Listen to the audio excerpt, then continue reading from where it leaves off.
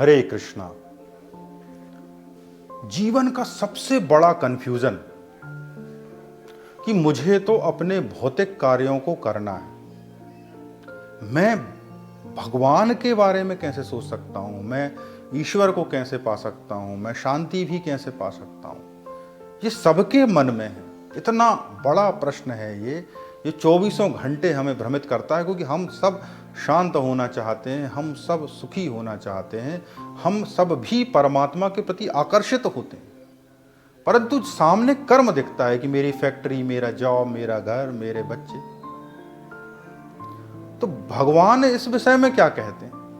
क्योंकि भगवान जब भगवत गीता की बात कर रहे हैं तो वो तो अर्जुन से कर रहे हैं। अर्जुन रण क्षेत्र में युद्ध भेदी के बीच खड़ा है, चारों तरफ सेना खड़ी है, इस तरफ उसके रिश्तेदार खड़े हैं, वो खड़ा है और अभी अगले ही पल युद्ध करना है। तो घोर कर्म है। आपके और मेरे जीवन में भी इतना बड़ा कर्म नहीं, घोर कर्म। ऐसी स्थिति में भगवत गीता का जन्म होता है। आपके और मेरे कर्मों से बड़े कर्म हैं, बड़े बड़े महत्वपूर्ण कर्म हैं, बड़ी ही शक्ति चाहने वाले कर्म हैं, बड़ी तपस्या के बाद घटित होने वाली शक्तियों के साथ लड़े जाने वाले कर्म हैं, ऐसे महान कर्म। और उसके बीच भगवान क्या कहते हैं?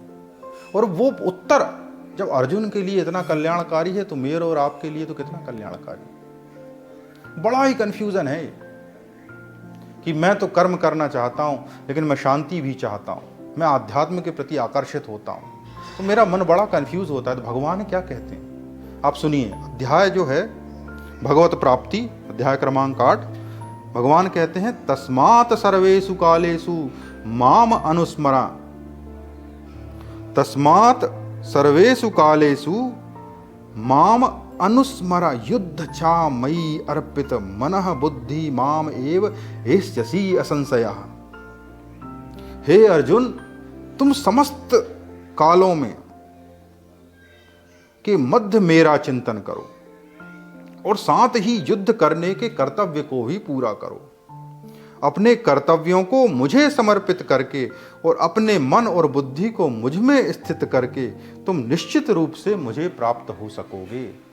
वो परमात्मा को प्राप्त होने का अर्थ क्या है?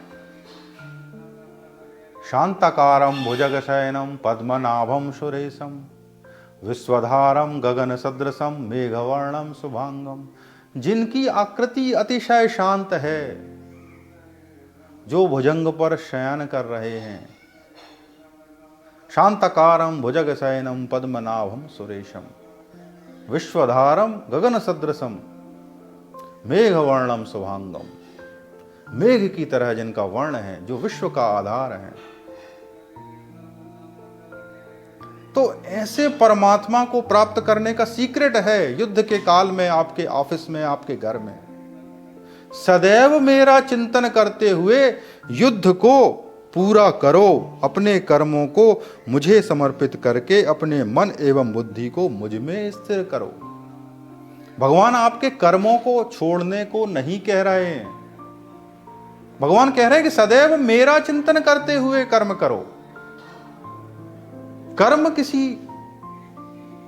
की मनाही नहीं है। यदि कर्म की मनाही होती तो भगवान अर्जुन से कहते ना कि तुम छोड़ो युद्ध को, जाओ अपने घर में बैठो। तो आपके मन में भी यह कंफ्यूजन है कि जब आप युद्ध क्षेत्र में हो, अपने ऑफिस में हो, घर में हो, दुकान में हो, भगवान कहते हैं निरंतर मेरा चिंतन करो। चिंतन के तल पर बदलने को बोलते हैं वो, और ऐसा करके तुम मेरी ही स्थिति को प्राप्त हो जाओ। मतलब चिंतन यदि आपने बदल लिया अपना, संसार का चिंतन ना करके आप भगवत चिंतन में स्थिर हो गए, तब आप भगवान की ही प्रकृति को प्राप्त हो जाओगे। अब इससे बड़ी तो कोई उपलब्धि इस संसार में नहीं हो सकती कि तुम भगवान की ही स्थिति को प्राप्त हो जाओगे। भगवान ने ये नहीं कहा हिमालय चले जाओ, भगवान ने नहीं कहा कि तीर्थ करने चले जाओ, भगवान ने ये नहीं कहा कि तुम कोई बड़ी साधना कर लो। भगवान कहते हैं मेरा चिंतन करो, सतत मेरा चिंतन। क्या कहते हैं? तस्मात् सर्वेषु कालेषु माम अनुस्मरा, तस्मात् सर्वेषु कालेषु माम अनुस्मरा, युद्ध चा मयि अर्पित मनः बुद्धि माम एव एष्यसि। समस्त कालों में मेरा चिंतन करो। समस्त कालों में, उठते बैठते जगते सोते निरंतर मेरा चिंतन करो। मेरे विषय में सोचो और कुछ मत सोचो। ऐसा करके भी तुम मेरी कृपा को प्राप्त हो जाओगे। तुम उस परम तत्व को जान जाओगे, उस परम ऐश्वर्य को जान जाओगे, उस परम सत्ता को प्राप्त हो जाओगे जो इस शरीर में अधिकतम संभावना है। विधि क्या है? तुम निरंतर मेरे विषय में सोचो। सोचना है, क्योंकि आप जहां फंसे हो वहां ये सोच सोच कर फंसे हो। सोच रहे हो कल मेरा क्या होगा, मेरे बच्चे का क्या होगा, मेरे जॉब का क्या होगा, परसों क्या होगा, फिर उसके बाद क्या होगा, मैंने ऐसा किया तो ऐसा हुआ, ऐसा किया तो ऐसा हुआ। सोच सोच के फंसे हो। ये सोच सोच के फंसना ही दुख है। सोच से ही बंधन है, सोच से ही दुख है। और ऐसे कितने जन्मों से, ऐसे कितने समय से आप इस दुख में फंसे हो। तो इसी का इतना अच्छा उत्तर, सॉलिड उत्तर कोई नहीं देता। आपको जितने भी बात करने वाले लोग मिलेंगे, इतनी स्पष्टता से कोई नहीं बोलेगा, इतनी गारंटी से कोई नहीं बोलेगा। कोई बोलेगा कि ऐसा करो, कोई बोलेगा वैसा करो, दुनिया भर के उत्तर देंगे। कोई बोलेगा कि मेरे ग्रुप में शामिल हो जाओ, यहाँ बड़ी शांति है क्योंकि हमने बड़ा अच्छा ग्रुप बना के रखा, आश्रम बना के रखा है, वहां जाके इतने दिन का कैंप करो, इतने पैसे दे दो।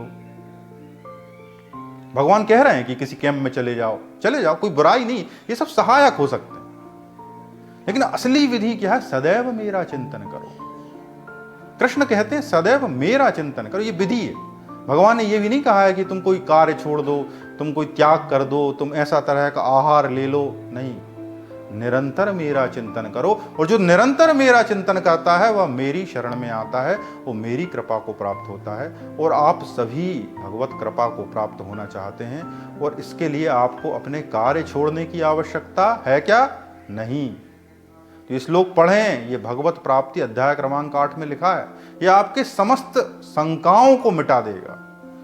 और यदि इसके बाद भी आप शंका कर रहे हैं तो आप शंका करते ही रहेंगे। आशा करता हूं आप निरंतर भगवत चिंतन में संलग्न हो, और जितना आप भगवत चिंतन में संलग्न होंगे, जितना हरि नाम में संलग्न होंगे, उतनी शीघ्रता से आप भगवत प्राप्ति की ओर बढ़ेंगे। सुनने के लिए बहुत बहुत धन्यवाद। आपने इतने ध्यानपूर्वक सुना। आपका और मेरा आत्मिक विकास हो, हम सभी मुक्ति की ओर बढ़ें, शांति की ओर बढ़ें, ऐसी कामना के साथ आपको बहुत बहुत धन्यवाद, आभार। हरे कृष्णा।